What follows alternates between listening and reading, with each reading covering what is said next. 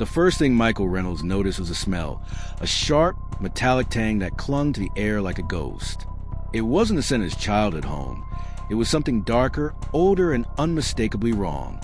He'd been back in Millersville, Pennsylvania, for barely an hour, unpacking the last of his father's belongings in the basement, when the smell hit him, like stale blood mixed with dust and secrets long buried.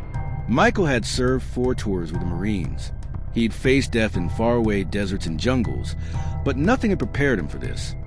The feeling that someone, was watching him from the shadows of his own family's past. The house was quiet, too quiet. He paused, heart hammering, and scanned the dim basement, the weak light bulb flickering overhead. Boxes lay stacked in disarray. Old furniture was draped in dusty sheets, but it was the far corner that drew his attention. There, half hidden beneath a pile of crates, was a heavy, rusted metal box, locked tight with a thick padlock. It looked like a Pandora's box, and Michael's instinct screamed at him to leave it alone. But he couldn't, because inside that box lay the key to a secret that would unravel everything Michael thought he knew about his family, and ignite a chain of events so dark, so deadly, that the quiet town of Millersville would never be the same again. He grabbed a crowbar and pried the lock open, the rusty metal groaning in protest. Inside, wrapped in oilskin, was a leather-bound journal, its cover cracked with age. Michael sat on the cold concrete floor, heart pounding as he gingerly flipped the brittle pages. The journal belonged to his father. At least, it seemed so. The entry stretched back over 40 years, filled with hurried, tight handwriting. At first, the pages were cryptic, names crossed out, dates, and places noted in shorthand. Then the tone changed. References to betrayal, threats, and warnings filled the pages. Mentions of distant relatives Michael had never heard of. And then, chillingly, a cryptic note. Some secrets are better left buried. Michael's fingers trembled as he turned the pages. A faded Polaroid slipped out, showing a rundown farmhouse shrouded in fog on the outskirts of town. Written on the back in shaky script were the words, "They never left." He frowned, unease coiling in his stomach. Who were they, and what had happened at that farmhouse? Before he could think further, his phone buzzed sharply. He pulled it out and froze. The sender was an unknown number. The message was simple, but chilling. Stop digging. Some truths get people killed. Michael's breath caught. Was this a threat? A warning? Suddenly, the basement light flickered and went out, plunging him into darkness. His heart thundered in his ears. He fumbled for his phone's flashlight and turned on, the weak beam trembling in his hand. Then, just as he was about to respond, the phone rang, piercing the silence. His finger hesitated over the answer button. Finally, he swiped. A distorted, unnatural voice hissed through the line. "You've opened a door that can't be closed. Tonight, your family pays the price." The call ended abruptly. Michael stood frozen, the weight of those words pressing down on him. Outside, the wind howled, rattling the windows. Somewhere in the distance, a dog barked sharply, warning or desperate. His instinct screamed at him to leave, to get far away from this house, this town. But he couldn't. This was his family's history, his bloodline, and whatever was buried here was waiting for him to uncover it. Swallowing the lump in his throat, he pulled out the Polaroid again and stared at the crumbling farmhouse. The shaking in his hands wasn't just from fear. It was something deeper, something primal. He turned toward the basement stairs, ready to escape the cold, dark pit and the suffocating secrets. But then his phone buzzed again. Another message. This time it was a photo, a grainy image of his childhood home, but smeared with what looked like bloodstains on the front porch. Underneath, a single line, "We're watching, always." Michael's breath hitched. He dropped the phone. It shattered on the concrete floor, the screen spiderwebbing instantly. He was no longer alone. The house was no longer safe. The quiet streets of Millersville had teeth, and they were closing in, backing slowly toward the stairs. His pulse thundered in his ears. Then a noise.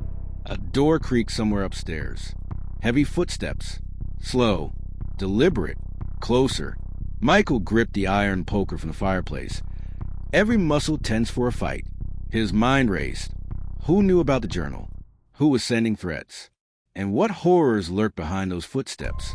He took a breath and started climbing the stairs, each creak echoing like a gunshot. At the top, he froze.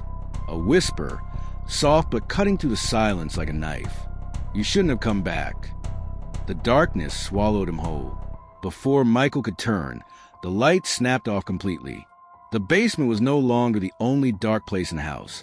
Now, the whole house was engulfed in blackness, and the sound of slow, controlled breathing filled the room, just inches from his ear. Michael had no choice but to face whatever was waiting in the dark. The family's secrets were about to become a nightmare he couldn't escape. Michael Reynolds woke up on the kitchen floor with blood in his mouth, and his head pounding like a war drum. For a split second, he didn't know where he was, or who he was. Then memory crashed back in pieces. The whisper, the darkness, the breathing behind him. He shot upright, gasping. Morning light streamed through the kitchen window. The house was silent. Too silent. Michael staggered to his feet, scanning the room. Nothing appeared disturbed. No broken furniture. No signs of forced entry. If someone had been inside the house the night before, they had vanished without a trace. But the pain in his skull told him this wasn't a dream. He caught his reflection in the microwave door, bruising along his jawline, a cut above his eyebrow. Someone had hit him, hard, and they wanted him unconscious, not dead. Yet, Michael grabbed his jacket and keys and got out of the house fast. Whatever was happening, staying there felt like suicide. He drove straight to the one place that might have answers, the Millersville Public Records Office. The building was small, beige, and unremarkable, but Michael knew secrets often hid in places like this. Paper trails, forgotten names, buried truths. He spent hours combing through old property records, death certificates, archived police reports. The farther back he went, the darker the pattern became. 2 deaths, same year, same family line, ruled accidental, both connected to the farmhouse in the Polaroid. Michael's chest tightened as he read the names. Daniel Reynolds, Thomas Reynolds, his cousins. He'd been a kid when it happened. He remembered the hushed conversations, the way adults went silent when he walked into the room. He'd been told it was a tragic accident, a gas leak, nothing more, but the reports didn't line up. Times were altered. Witness statements contradicted each other. Evidence logs were incomplete. Someone had cleaned this up. As Michael leaned back in his chair, a soft voice broke his concentration. You shouldn't be reading that. He turned sharply. A woman stood behind the counter, mid-30s, sharp eyes, posture straight as a blade. She wasn't dressed like the clerks he'd seen earlier. She flashed a badge. Detective Sarah Mitchell, Millersville PD. Michael felt his pulse spike. Depends, she said calmly, on why a combat veteran just requested sealed files tied to a closed double fatality. Michael hesitated. Then he told her everything about the journal, the threats, the photo, the attack in his house. Sarah listened without interrupting. When he finished, her expression had changed, not disbelief, but concern. You're not the first Reynolds to start asking questions, she said quietly. Michael frowned. What do you mean? She lowered her voice. Your uncle came in here 15 years ago, asked for the same files. Michael's stomach dropped. What happened to him? Sarah paused. He disappeared 3 days later. They met later that evening at a diner off Route 19, far from the Reynolds house. Sarah slid a folder across the table. These weren't accidents, she said, and they weren't random. Inside were crime scene photos Michael had never seen, blood patterns inconsistent with a gas explosion, burn marks added after death. This was staged, Sarah continued. Both scenes. Michael's phone vibrated. Unknown number. You're making a mistake, he showed Sarah. Her jaw tightened. They're watching you move, she said, which means you're getting close. They decided to visit the farmhouse. Not tomorrow. Tonight, the road leading to it was narrow, swallowed by trees. The farmhouse loomed ahead, rotted, broken windows, the air thick with decay. Inside, the place smelled of mold and ash. Sarah swept the rooms while Michael followed, his chest tight with dread. In the basement, Sarah froze. "Michael," she said slowly, "you need to see this." Behind a false wall was a hidden space, lined with plastic sheeting, old tools, and something that made Michael's blood turn cold. A pair of dog tags. His father's. "That means," Michael whispered. "Your father knew," Sarah finished, "and someone wanted to make sure he stayed quiet." Suddenly, headlights flashed through the windows. An engine idled outside. Sarah drew her weapon. "We're not alone." Footsteps crunched toward the door. Then a voice, familiar. "Michael?" He recognized it instantly. Uncle Frank, the uncle who was supposed to be dead. The door creaked open. Frank stepped inside, older, thinner, but very much alive. "You should have let the past stay buried," Frank said calmly. Michael's hand shook. "You knew. All this time." Frank sighed. "I tried to protect you." Sarah raised her gun, hands where I can see them. Frank smiled, too calmly. "You're already too late," he said. Then, sirens. Frank bolted through the back door. Michael chased him into the woods, adrenaline drowning out fear. A gunshot rang out. Michael stumbled. Pain exploded through his shoulder. He hit the ground hard, gasping. Through blurred vision, he saw Frank disappear into the trees. Sarah screamed his name. As Michael faded in and out, he saw flashing lights, more police. Too many. Someone leaned over him and whispered, "You were never supposed to survive this." Michael woke up in a hospital bed, arm bandaged, heart racing. Detective Sarah Mitchell was gone. The police report listed her as missing. And waiting on Michael's bedside table was his father's journal. Open to a page he'd never read before. One line was circled in red ink. "If Michael finds this, it means the second body was never recovered." Michael Reynolds knew something was wrong the moment he realized the hospital door didn't have a handle on the inside. He stood barefoot on cold linoleum, staring at the smooth metal panel where the handle should have been, his pulse thudding in his ears. Hospitals were supposed to feel safe. This room didn't. He turned slowly. Two uniformed officers stood near the door, pretending not to watch him. A third man leaned against a window. Plain clothes, no badge visible. "You're not under arrest," the man said casually, "but you're also not free to leave." Michael's jaw tightened. "Then what am I?" The man smiled thinly. "Inconvenient." They told him Detective Sarah Mitchell was unreachable. Her phone went straight to voicemail. Her apartment had been cleared out. No struggle. No sign she'd ever been there. Officially, she was on leave. Michael didn't believe a word of it, especially not after he reread his father's journal. The last pages were different, neater, deliberate, written as if his father knew someone else would one day read them.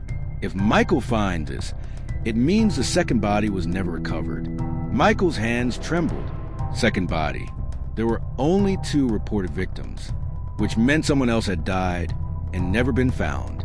That night, Michael slipped out of the hospital through a service corridor, shoulders screaming in protest. Someone wanted him controlled, isolated, silent. He wasn't about to let that happen. His first stop was the county medical examiner's office. Using an old Marine contact who now worked night security, Michael gained access to archived autopsy files. He searched for anomalies, missing paperwork, altered reports. He found one. Jane Doe, recovered from a wooded area near the farmhouse. Cause of death, undetermined. Body cremated within 24 hours. That alone was unusual. What stopped his heart was the attached note. Remains released under special authorization. Signed by the same sheriff who'd warned Michael to stop digging. Michael cross-referenced missing persons from that year. One name stood out. Evelyn Carter. A woman who vanished without explanation. No body. No investigation. But she had one thing in common with the Reynolds family. She'd been romantically involved with Michael's father. The truth hit him like a punch to the chest. Evelyn hadn't disappeared. She'd been silenced. Michael drove straight to the farmhouse again, but this time he didn't go inside. He followed a barely visible trail, leading deeper into the woods, flashlights slicing through the darkness. After nearly half a mile, he found it, a shallow depression in the ground. Someone had tried to dig, but stopped. He knelt, brushing away leaves. Bone. His stomach twisted. Before he could dig further, headlights flooded the clearing. Michael spun around. Uncle Frank stepped out of the shadows, gun in hand. "You're standing where you shouldn't," Frank said calmly. Michael's voice shook. "She was pregnant, wasn't she?" Frank's eyes flickered. "That child would have destroyed everything," he replied. "Reputations, careers, power." Michael stared at him. "So you killed her?" Frank shook his head slowly. "No, I helped clean up the mess." A second figure emerged from the trees. The sheriff. Michael's breath caught. The sheriff raised his weapon. "You're asking questions that end badly." Sirens wailed in the distance. Frank smiled. "Told you it was too late." Gunfire erupted. Michael ran. Bullets tore through trees, bark exploding around him. He crashed through brush, lungs burning, until he tumbled down a slope and into darkness. When he woke, his hands were zip-tied. He was in a room he didn't recognize. Concrete walls, single light bulb. Across from him sat Detective Sarah Mitchell. Alive, bruised, furious. "They think I'm dead," she whispered, "and they plan to keep it that way." She leaned forward. The second body? It wasn't Evelyn. Michael's heart pounded. "Then who?" Sarah met his eyes. "Your father." Michael's breath hitched. "That's impossible," he whispered. Sarah shook her head. "The man buried under your father's name wasn't him." The light above them flickered. Footsteps approached the door, and a familiar voice echoed down the corridor. "Time to end this." The door swung open with a metallic groan. The sheriff stepped inside first, gun raised, eyes cold and steady. Behind him came Uncle Frank, no weapon visible, but Michael knew better. Frank never needed to look dangerous to be lethal. "Well," the sheriff said calmly, "family reunions are always messy." Michael strained against the zip ties, his pulse roaring in his ears. Sarah sat rigid beside him, jaw clenched but eyes alert, calculating, waiting. "You told him," the sheriff said, nodding toward Michael. "Didn't you?" Sarah didn't answer. Frank sighed. "I warned you this would happen." Michael's voice broke through the tension. "My father isn't dead." "Is he?" Silence stretched. Then Frank spoke softly. "No. He's been hiding for 27 years." Michael felt the room tilt. The sheriff motioned for Frank to continue. "There were never two victims," Frank said. "There were three problems. Evelyn Carter had been the first. Pregnant, in love, ready to talk. She threatened to go public," Frank said. "Your father panicked. He didn't mean for it to go as far as it did." Michael swallowed. "You killed her." Frank shook his head. "Your father did. I helped him bury the truth." The sheriff added, "Then came your cousins. They found out, threatened to expose everything. That's when it became a pattern." Michael's chest burned. "So you murdered them too?" "Necessary," the sheriff replied flatly. Sarah leaned forward. "And the second body?" Frank exhaled slowly. "The fake one." The story spilled out. After the double murder, Michael's father vanished, legally declared dead after a burned, unrecognizable body was planted under his name. Dental records falsified. Autopsy rushed. Case closed. He became untouchable, the sheriff said. New identity. New life. Protected. Michael laughed bitterly. "Protected by you. By power," the sheriff corrected. The light flickered again. Sarah's voice cut through the air. "You missed something." The sheriff frowned. "What?" Sarah smiled, slow, sharp. "You forgot the part where I recorded everything." She kicked backward, slamming her heel into the light stand. The bulb shattered, plunging the room into darkness. Chaos erupted. Michael rolled, snapping the zip ties against a jagged edge of concrete. Gunshots echoed. Someone screamed. When the light snapped back on, Frank lay bleeding on the floor, shot through the chest. The sheriff spun towards Sarah, rage etched into his face. But it was too late. Police sirens screamed overhead. State troopers flooded the building. The sheriff dropped his weapon. Michael stood frozen, staring at Frank as life drained from his eyes. "I try to protect you," Frank whispered weakly. Michael shook his head. "You protected monsters." Frank exhaled once. Then he was gone. The arrests came fast. The sheriff, 2 retired officers, a county clerk who altered records, a medical examiner who falsified autopsies. The town of Millersville exploded. Headlines screamed corruption, cover-ups, murder, and then one final name surfaced: Michael's father. He was captured in Arizona, living quietly under an alias. When confronted, he didn't resist. In the interrogation room, Michael finally faced him. "You let them die," Michael said, voice hollow. His father didn't look up.